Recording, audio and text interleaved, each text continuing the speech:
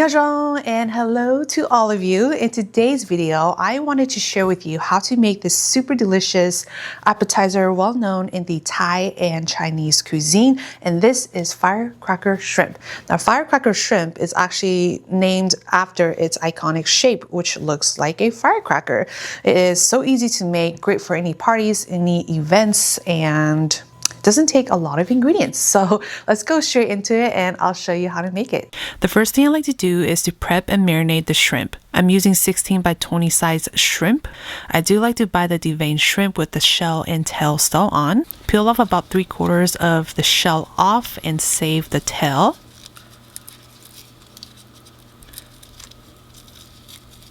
And you should have something that looks like this.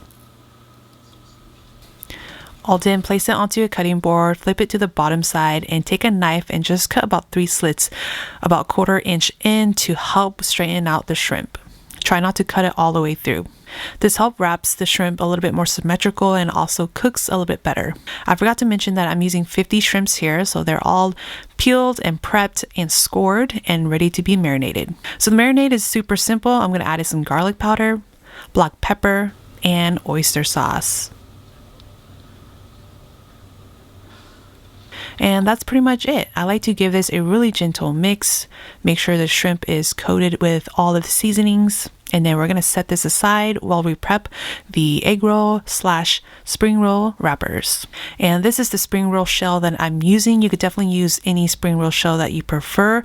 I like using the Wei Chun one because this one is a little bit more thinner than the other brands. It's also pretty flexible to work with and also fries up pretty golden brown. And then to seal it up, you can definitely use an egg, but I actually like to use a flour paste seal, which is basically 1 tablespoon of all-purpose flour mixed with 1 tablespoon of just room temp tap water. So most egg roll / spring roll wrappers come frozen. Just make sure you thaw it out before you handle it. For this one, I'm going to cut it diagonally to get triangles, and we should have 50 sheets to work with after cutting this in half. I'm going to individually peel these, have it all ready and set aside, and then we are ready to wrap.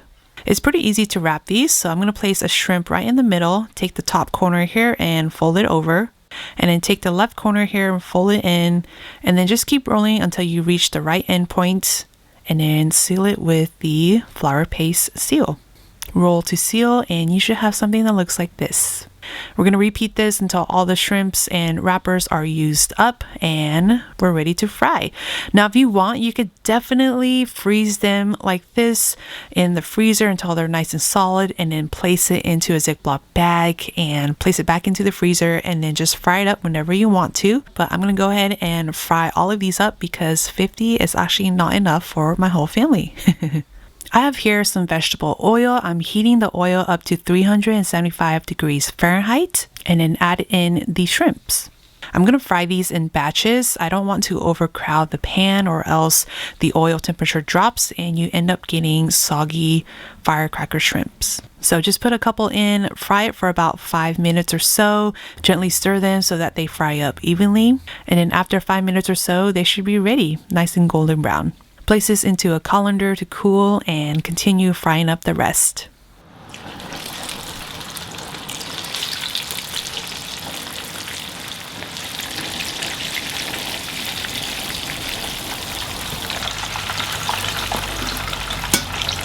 And here we have it. I highly recommend eating these fresh and while they're still crispy.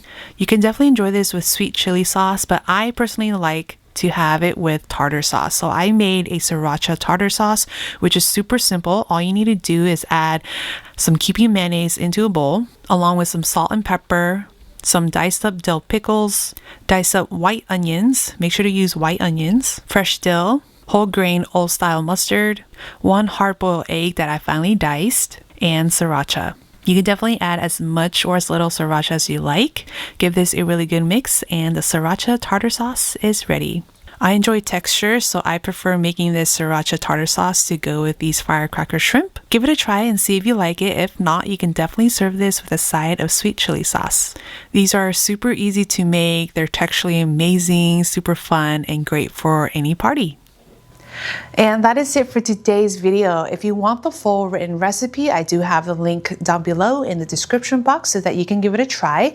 If you ever made these before, do let me know how you like to make it, what kind of dipping sauce you like to have and pair with these. Other than that, I really hope you can give these a try. Until then, I'll see you in my next video. Bye-bye.